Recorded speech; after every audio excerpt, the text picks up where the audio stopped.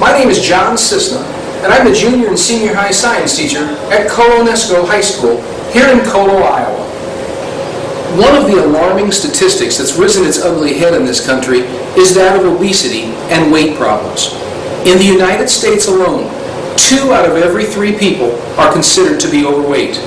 And what's even more alarming is that 1 out of every 3 people in the United States is considered obese.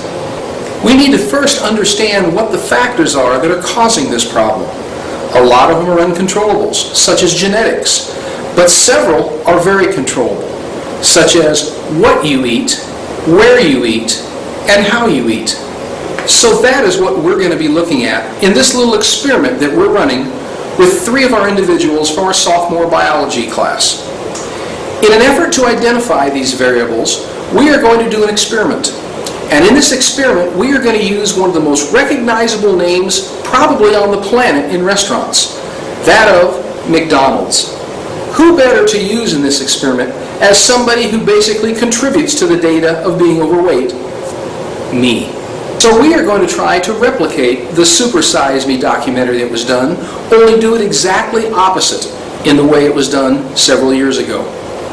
Instead of starting with somebody that is in shape, that is exercising, whose blood work is very good, we're going to start from the other end of the spectrum. Voila, Mr. Cisna. These are my physical stats from day 1, which will include my weight, my chest, my stomach, and my hips. I will be eating 2,000 calories a day, so I would expect those figures would drop. But the big figures to look at are going to be the blood work. Here is where my blood work started out, which includes the cholesterol, the triglycerides, the LDL, and the cholesterol to HDL ratio. I made arrangements with Joe and his crews at the local McDonald's, which is about 5 minutes from school.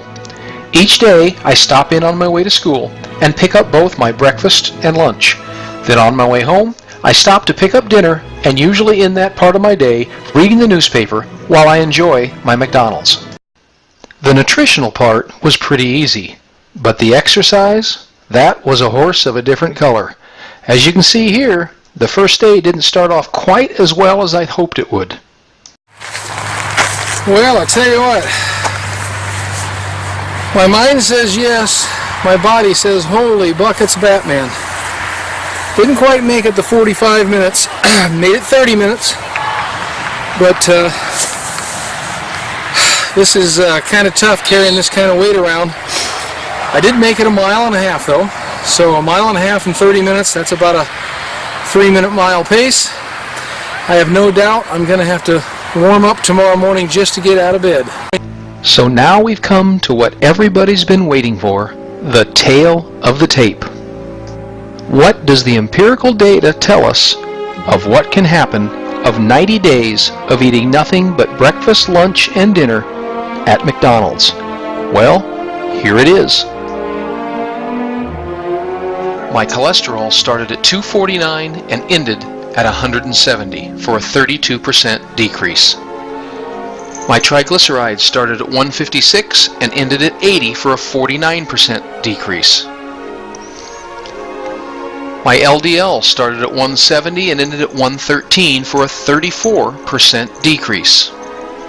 And finally, my cholesterol to HDL ratio started at 5.19 and ended at 4.15. But what about the external figures? Well, those were pretty impressive as well. Let's take a look. My weight started at 280 and ended at 243 for a 37-pound weight loss. My chest was at 48.5 inches, ended at 44 inches for a 4.5-inch loss. My hips started at 49, ended at 45 for a 4-inch loss. And finally, my stomach started at 51 inches, ended at 44, and I lost 7 inches.